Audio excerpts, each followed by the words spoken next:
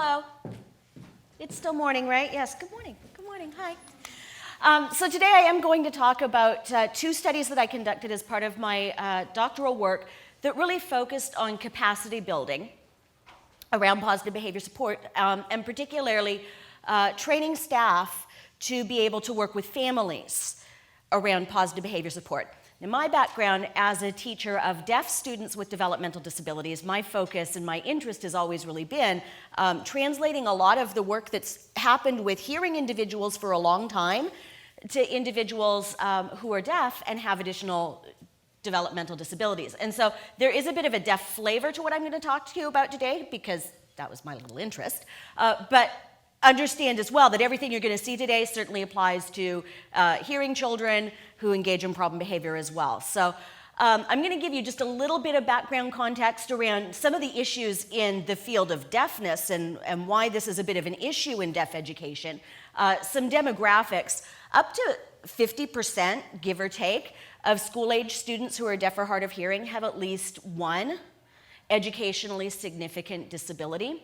So there's a really high percentage of deaf kids who have other issues. There's also been higher rates of autism reported in children who are deaf or hard of hearing, and a recent study just came out looking at just how high that is, and it's high. And then there's also some talk in the field of deaf education that frankly these percentages are probably underestimations, that not all of the kids are actually being counted. The surveys typically are counting kids being served in schools for the deaf, and they're not counting deaf kids who might be integrated or included in hearing programs or alternative kinds of educational settings. So we actually suspect it's more than what we're seeing, and certainly as a teacher of the deaf, that's what I saw in my own practice. So in deaf education, certainly there are some needs around training and support, and I'm going to suggest that they're probably the same kinds of needs that are outside of deaf education with general hearing kinds of populations. But in terms of deaf education, teacher training programs for teachers of the deaf don't teach those pre-service teachers how to meet the needs of deaf kids with additional disabilities, despite the fact we're talking about half the population. So there's a real need there. There aren't really a lot of evidence-based interventions that are focused specifically on deaf kids with additional disabilities.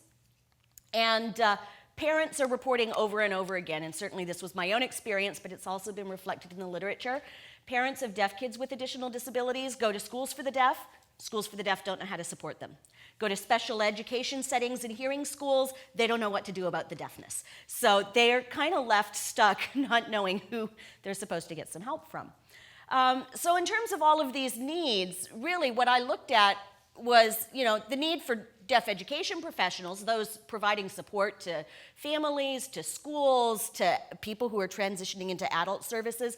They certainly need some training to address the needs of these kids. The parents need some training. And right, if we can train professionals to provide direct service and train professionals to provide some parent training, maybe we'll get some decent outcomes happening for kids. Much of my work in the past 15, 20 years has been in the area of positive behavior support and more in the area of family-centered positive behavior support. And some of you may be aware of Dr. Joe Lucician. He's going to be presenting after lunch with Christy Sheremshinsky, and so there's some other positive behavior stuff you should stick around for. But when I look at family-centered positive behavior support, and really what I'm talking about when we think of that is a behavior consultant who's got some real expertise in how to address the behavior challenges and how to understand why kids are engaging in problem behavior and how to plan effective interventions, but also working very collaboratively with family members who frankly are the experts on not only their children, but the way their houses run, what their values are, how their day-to-day lives go. Right? If we can get these two individuals working collaboratively together, we can have some really powerful improvements, not only in terms of child behavior, but also broader family quality of life, which is really, really important. So what I'm going to be talking about today, really briefly, is a training study that I did where I trained some professionals, but more so I'm going to be focusing on the implementation of family-centered positive behavior support with a deaf child diagnosed with autism and cerebral palsy. And you're going to see 3 different problematic scenarios, routines, that the family worked on and improved. So first of all, I needed to get some trained people to be able to go out and do this work. And being a professional working in the deaf education community here, it was a request coming to me quite frequently. Well, that's a good idea for a study. So that's what we did. We looked at training some deaf educators to learn about functional assessment, understanding why kids engage in problem behavior, and develop positive behavior support plans. That was my first question, was could I put together a training model that would really increase their knowledge in this area? I also wanted to find out if the training program was what we call socially valid. Were the goals, the procedures of the training, the outcomes of the training seen as important and acceptable from the perspective of the staff who had to sit there and participate in the training, okay? So my participants that volunteered to spend a lot of their summer holidays getting some training in PBS kind of ranged in terms of the kinds of jobs that they did. We had some sign language specialists, deaf individuals who went into homes to teach hearing parents how to sign with their deaf kids. We had family and community support workers who worked in family homes and worked in communities supporting individuals. We had a child care counselor who works at the Provincial School for the Deaf dorm program, right? There's a residential program for kids that come from other cities around the province. We had a child, family, and community consultant who's a provincial consultant and supports families around BC, an educational assistant from the School for the Deaf, some home and community support workers that are supporting young adults as they transition to adulthood, and finally a program coordinator who runs a program and actually oversees some of the other staff participants in terms of their daily work. And what I was looking at, this is kind of the boring research stuff. I'll try to make it as amusing as possible. The really amusing stuff comes with the video. It's really good. All right, so hang with me. What I was looking at in terms of measuring the impact of this training program, I wanted to measure changes in staff knowledge around their understanding of principles of behavior, right, the boring textbook stuff. Functional assessment techniques are how can we understand why behavior occurs, and translating that knowledge then into positive behavior support plans. How do we develop plans to help kids? And then, like I said, I was also looking at social validity. From the perspective of the people who had to sit through the training, was it kind of a good experience for them? Okay.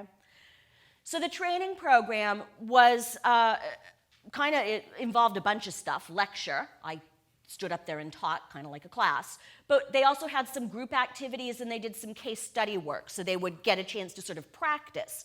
The entire program, training program, was delivered in American Sign Language because I had 10 deaf people and one hearing person who signed, and I signed. Seemed silly to use an interpreter, so I just delivered it in ASL.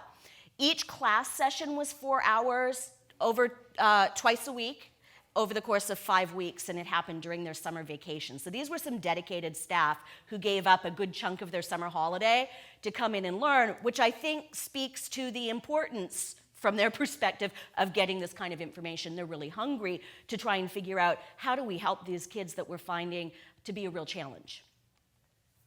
Little more boring research stuff. This was the design. They took a pre-test, I taught them stuff, they took a post-test, and I did statistical things to see if there was a difference.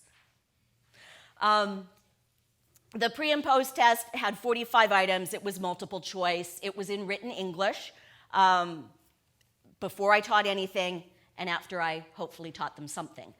And then they completed an 8-question social validity questionnaire that had a 5-point Likert scale, don't agree at all to I really agree, to assess their views on sort of how the program was.